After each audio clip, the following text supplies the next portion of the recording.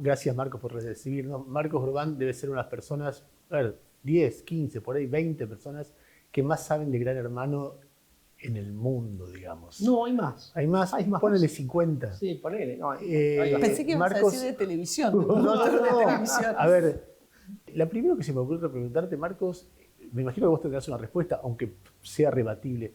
¿Por qué? ¿Qué es lo que interesa tanto? ¿Por qué ese formato sobrevive cualquier tipo de límite geográfico o temporal? Fundamentalmente es un formato que interpreta al público.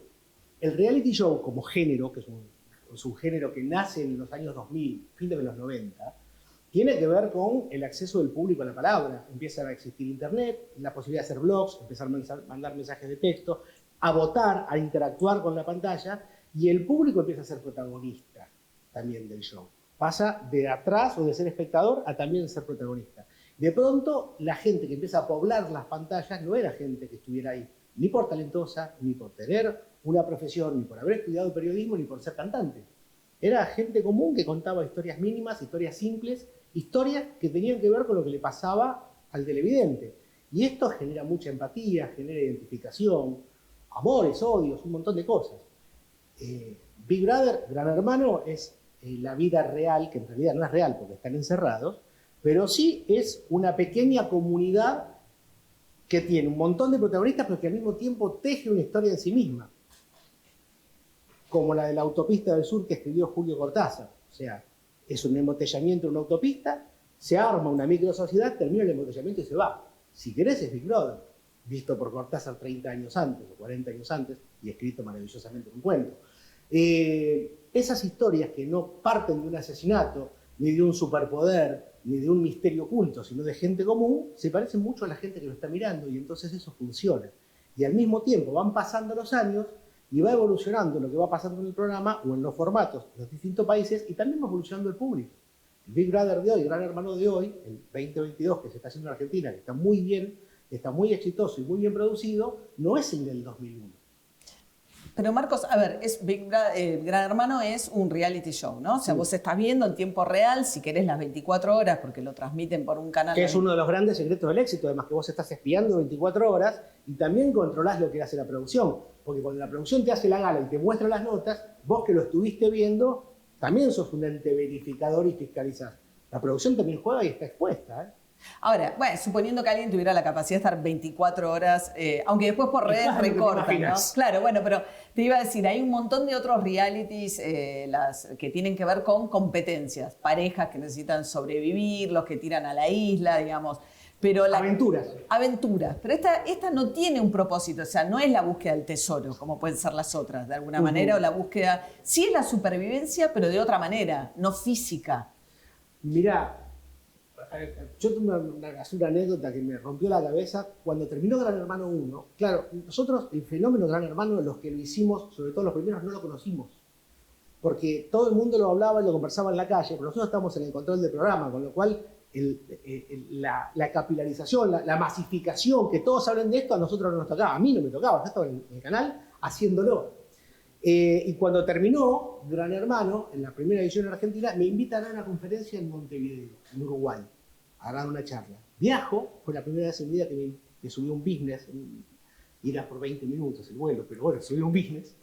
Llego a Uruguay, Alcaldía de Montevideo, 500 personas, el decano de Sociología dice, el triunfo de Marcelo Corazza, como un discurso, es el triunfo de nosotros, los que no nacimos lindos, ni ricos, ni sabelotodos.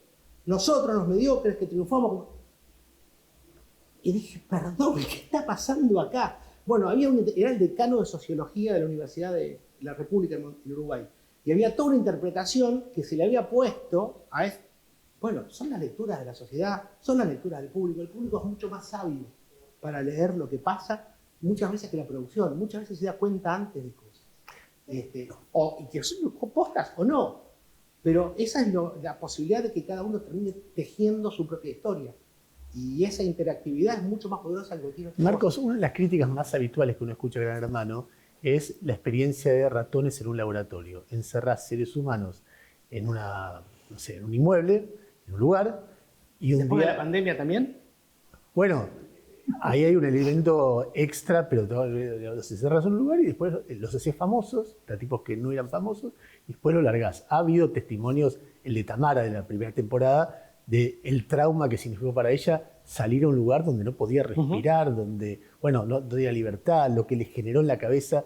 Y me imagino que va a haber muchas historias de gente que entra ingenuamente a esa aventura para ser famosa, para ser alguien, para lo que fuera, para tener una experiencia, y salir de ahí no es fácil. ¿Hay algún lugar donde ves eso? Sí, sí. Primero, está muy bien lo que contás, y el caso de Tamara fue el más claro, Tamara Paganini. También fue la primera temporada, y esa ingenuidad estaba en la primera temporada. En las otras ya no, porque en las otras ya todo el mundo sabía y sabe lo que pasa con la fama. Y es interesante también el detalle de la distorsión muchas veces de la discusión pública, porque la discusión era, mirá por Gran Hermano lo que hizo Tamara, y Tamara no tuvo ningún problema dentro de Gran Hermano. El problema fue cuando salió. Los móviles, los programas que la perseguían, los fotógrafos y los paparazzis que se le metían por la ventana de la casa, que la acosaban, que la corrían por todos lados con una fama que sí fue muy repentina y para la cual no estaba preparada. Tampoco nosotros teníamos muy claro cuán grande iba a ser la explosión. Esto que yo te cuento, me pasó en Montevideo, pasaba por todos lados. La explosión fue gigante, fue muchísimo más grande de lo esperado y de lo esperable, de lo imaginable. Es como el frío. Yo te cuento cómo es el frío, te puedo dar 1000 detalles, pero hasta que no tengas frío no lo conoces. El fenómeno mediático tan grande tampoco, es más o menos así. Ya hay menos ingenuidad. Todos los que entran a un reality ya saben a qué entran.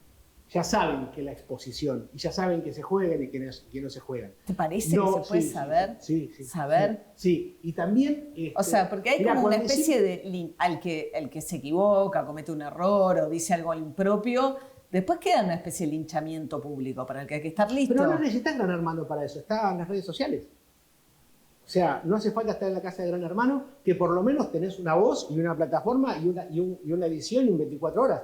En Twitter dejaste la frase desafortunada y sos carne de cañón para cualquiera. O sea, es un siglo de pero esta no lo sociedad. sabe No todo el barrio, todo tu... No, lo sabe todo el mundo. En Twitter, por favor. Pero no hablemos de Twitter por si fuera por tengo miedo, se enoje de Elon Musk. En las redes sociales en general. Hace un rato hablábamos de un video viral, de un recorte de una situación que, o sea, en la televisión argentina sucedió un evento, que es Maradona entró a la casa de Gran Hermano en el 2001, todo el mundo lo vio en vivo, todos los programas de Chimento, los noticieros, los fiscales y la policía, todo el mundo lo vio y le pareció un momento televisivo. 10 años después, alguien corta un fragmento de eso, lo pone en YouTube, le pone un título y empieza una situación que jamás sucedió, que es viral y que todo el mundo cree que sucedió. Que es que creen El video dice el momento en que Maradona le da cocaína a los participantes de Gran Hermano. ¿No? Y eso no ocurrió. Estábamos en vivo por el canal más visto de la televisión argentina con 20, 25 puntos de rating en ese momento y nadie lo vio en ese momento y lo ven 10 años después lo descubre alguien.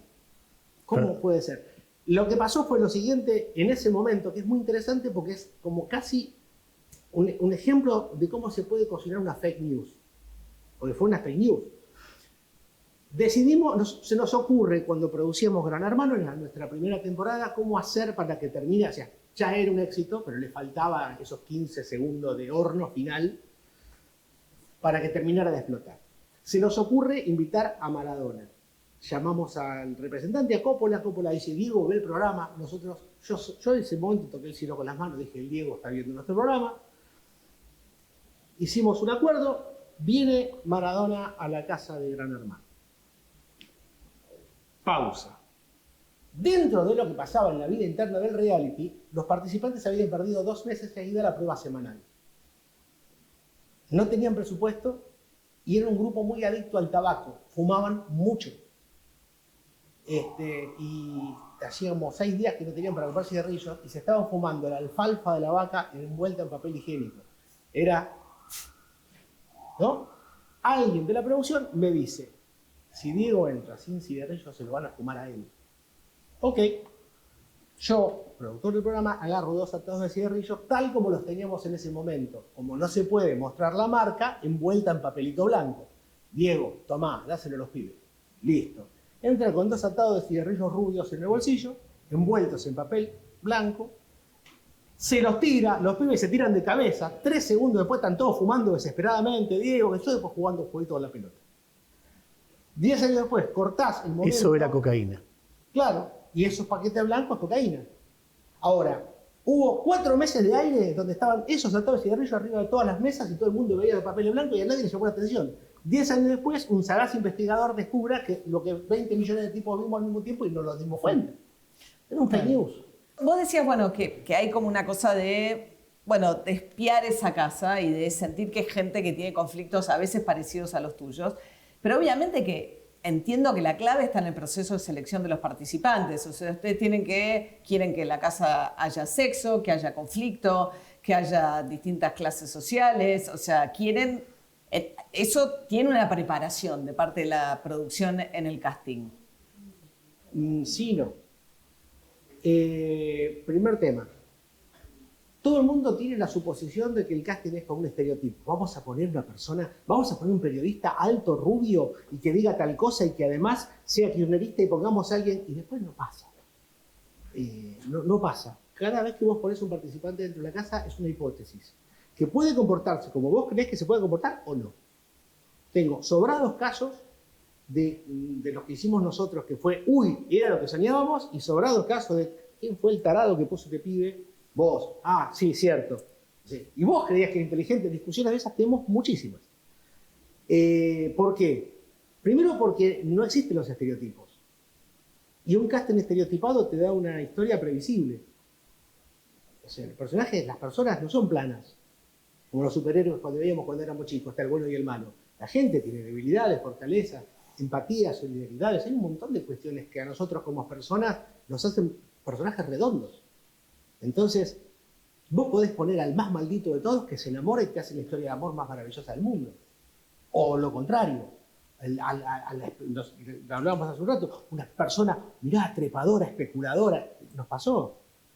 Es que es la arpía, es la mala de la telenovela. Un ángel, un pan de Dios, enamorada de 20 años de matrimonio lleva. Nada que ver con lo que nosotros creíamos. ¿Enamorada en Gran Hermano? Sí, claro, nosotros tenemos varios matrimonios.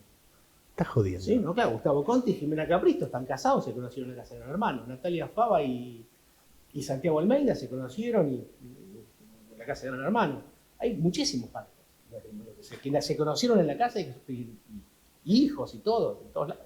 Claro. Sí, claro. Y algunos más que me voy a estar olvidando. De nosotros dos, ¿a quién pondrías en Gran Hermano si fuéramos un casting? Los dos. Yo vos te imagino bastante fóbico. Y bueno, puedes cobrar así, ¿no? Sí, bastante. ¿Y María? Sí.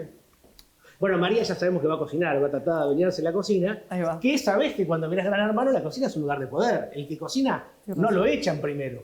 A menos que cocine muy mal. Claro, pero prestás un servicio importante. Una vez yo fui como marinero buque pesquero y lo primero que me dijeron los marineros, yo era un marinero más, me dijeron, mira, ante emergencia, al último que se tira al agua es el cocinero. O sea, olvídate del capitán, Marcos, todo, pero el cocinero no se lo toca. Te quiero hacer una pregunta y desde ya te advierto que si me decís que no, no te voy a creer. Pero puedo decirme que no. Sí. Gran Hermano es una historia que tiene que tener atractivo televisivo, o sea, Sobre todo. rating, etc. Con lo cual, desde la producción estás buscando la historia que atraiga. De todo el material que te dan las 24 horas, estás buscando la historia que atraiga. Vamos a suponer que debe haber pasado que en esas 24 horas, o en 48, o en una semana, no hay nada que vos decís, esto no enciende, esto no enciende, no enciende. ¿Me vas a decir que no lo forzás, que no lo generás, que no lo inventás de alguna manera? Espera, y te combino con otra. Personaje que está ahí, que los chicos de Gran Hermano lo quieren y no lo votan para que se vaya, pero no mide. ¿No armás una triquiñuela para sacarlo de encima? Bueno, no sé, porque cuando aparece un tiempo largo... ¿En el momento que viene el rating te viene desglosado por personaje? Bueno, por minuto. No. Bueno, en una telenovela los personajes los vas midiendo y los vas sacando... Bueno, no te genera conflictos con nadie, entonces no te funciona. Mirá, muchos de los ganadores de Gran Hermano, por lo menos en Argentina, no generaron conflicto hasta después de la mitad del reality. En la primera parte pasaron desapercibidos y quizás por eso atravesaron las primeras nominaciones, cuando nadie te conoce. Pero con relación a cómo juega la producción también, o sea, pasaron 20 años. Entonces, por ejemplo, hay un tema muy nuevo, relativamente nuevo, que tiene que ver con el consentimiento explícito para las relaciones sexuales. O sea, cuando arrancó... Cada país lo tiene distinto, sí. Cada país lo tiene distinto. Pero al principio no existía tal cosa. O sea, esta idea de que tienen que mirar los dos a cámara y decir, los dos consentimos y asentimos. Eso se empezó a hacer en España y otros países lo imitan, que en el momento en que están en la cama tienen que mirar a la cámara y decir, los dos levantar el dedo, y ahí la cámara se levanta y no muestra y ellos tienen su relación sexual. ¿Por qué? Porque pasó en otros países, o sea, la idea esa fue de España, pero pasó en otros países, como en Brasil o como en España mismo, que de golpe hubo una fiesta donde alguien tomó demasiado y después tuvo relaciones en la cama y cuando se despertó no se acordaba. Claro. Bueno, pero ahí vos pusiste el alcohol. O sea, vos como productor pusiste el alcohol ahí adentro también. Sí, sí. Hay un tema con el alcohol que es que el consumo de alcohol en situaciones de aislamiento cambia, la variable cambia mucho. O sea, si vos naturalmente en tu casa te tomás una botella de vino y salís normal, ahí con un vaso ya te volcás. Sí. Es muchísimo menos la cantidad de alcohol que se puede tomar dentro de casa de un hermano y en algunos casos, por ejemplo en Estados Unidos no se toma alcohol. O sea, no más de una lata de cerveza por persona porque no se puede, porque pega mucho. Tanto así, y aparte la situación de aislamiento que es, sos un astronauta. Y esto es lo que no se ve desde afuera. Cada día es una capa de la cebolla menos. En Australia hicieron un experimento, año 2006 o 2007, que a mí me pareció alucinante, que es, ya estaba la mitad de la casa adentro 5 meses, no sé, 3 meses, no sé cuánto tiempo, estoy diciendo una barbaridad. Y la otra mitad ya habían sido expulsados, hicieron una fiesta y les metieron cerveza sin alcohol. Pero nunca les dijeron que era cerveza sin alcohol. Entonces, los de afuera tomaban igual que los de adentro, pero los de adentro estaban borrachos, a 2 horas están todos borrachos, porque estaban sugestionados, no, cerveza, estamos tomando cerveza, estaban todos borrachos, y no era cerveza. Marcos, era sugestión. Dilema. Vos sos productor, vos ves que un pibe empieza a enloquecer, es decir, a acelerarse, a estar fóbico, a estar paranoico, a estar agresivo, y que si vos te das cuenta que es un increciendo día tras día. Y te das cuenta que eso le da como una onda espectacular, hay algo inmanejable, difícil, de vértigo, de precipicio. ¿Lo buscás, lo sacás de ahí y lo protegés, o lo dejás que vaya y te beneficiás en términos de audiencia? No, a nosotros nos pasó. En el 2001, en la segunda temporada. Y al segundo día lo sacamos. Pasó eso. Tuvo una crisis de ansiedad. O sea, el diagnóstico médico de los profesionales cuando salió de la casa, cuando decidimos sacarlo, a pesar de que mucha gente, y entre ellos su propia familia, decía que no lo sacáramos. ¿Su propia familia decía que no? Sí. Ay, no, ya se le va a pasar, tranquilo, ya se le va a ver. Tú eras un candidato a ganar. Era muy bueno, era un personaje divino, un gran tipo.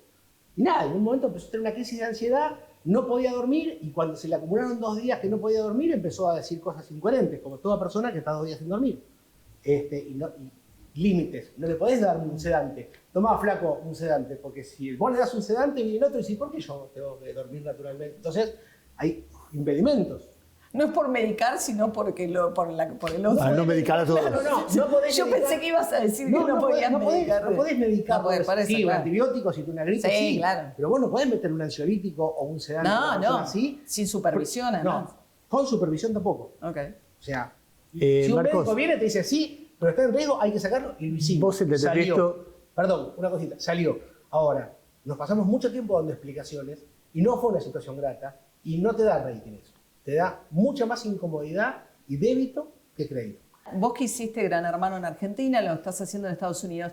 ¿Qué es diferente? ¿Hay pudores diferentes? ¿Hay temas que no se hablan? ¿Qué cambia? Cambia todo. Primero que cambia no solamente los países, culturalmente hay cuestiones que son más tabú que otras, o temas que están más calientes que otros, así como también cambia, los canales tienen otros targets, hay canales que tienen una target de edad mucho mayor, gente más adulta, gente más joven, y la realidad te entra por la ventana, políticamente te entra por la ventana. O sea, nosotros en Argentina no tenemos la cuestión, por ejemplo, de la discriminación con la población árabe. En Inglaterra sí, y salió el caso de una participante, que era inmigrante pakistaní, que le dijeron Paki, que es una manera absolutamente despectiva, y toda la cuestión de la discriminación con la población de Oriente Medio se discutió en Inglaterra y desbordó por toda Europa esa discusión, porque se vio en Gran Hermano, es un tema que a nosotros nos pasó. En Bulgaria hubo una situación de violencia física donde 2 participantes se agarraron a trompadas, se rompieron la cara a trompadas, tuvo que entrar... ¿Y por qué? Por cuestiones religiosas. Pero tuvo que entrar la producción, que no entra nunca a la casa, a separarlos con policía, con guardianes, separarlos, y por supuesto fueron expulsados, pero por cuestiones religiosas que acá son a nosotros impensables. ¿Sexo hay en todos lados? No. Y no siempre funciona, no creas. Nosotros en Argentina tuvimos un par de situaciones de sexo y cada vez que la tuvimos el rating bajó, porque el público son mujeres con hijos. Y cuando la mamá ve que están teniendo sexo, cambia o apaga, porque no quiere que el hijo vea eso. Entonces, si vos decís que eso es la vida en directo, lo tenés que mostrar. Inmediatamente, minuto a minuto, caía 5 puntos. Y nos llevaba mucho a remontarlo. A nosotros nos funcionaba mucho mejor la historia de amor que el sexo. En otros países es absolutamente indiferente. Pero indiferente. No. Hay un mito que cualquier cosa por un punto de rating, el sexo funciona. No es tan así.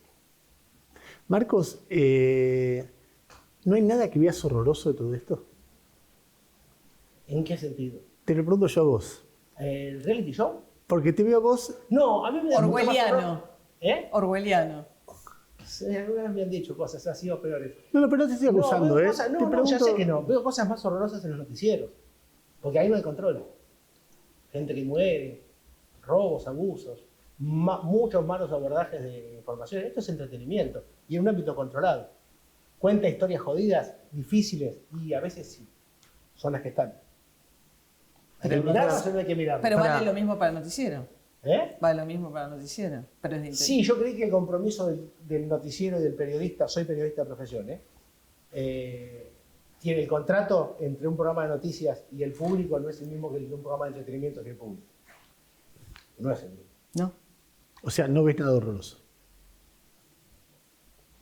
Qué difícil, déjame pensar. No, seguramente sí, pero generalmente tiene consecuencias. Sí, se han transgredido límites, no en mi caso, pero digo, se han pasado en el formato, en muchos otros, sí. ¿Hubo consecuencias? Sí. Y si no las hubo, debió haberlas. Ha habido. Sí. ¿Y te viene qué ejemplo en la mente de cosas que no se debería haber hecho? Bueno, tengo muchos ejemplos, pero lo que pasa es que no se me ocurren en programas de entretenimiento. Pero tu dilema ético, ¿tuviste algún dilema ético serio? Sí, claro. Bueno, ese de sacar ¿Y? al... Claro, claramente. Sí, bueno, sacar a este participante en su momento,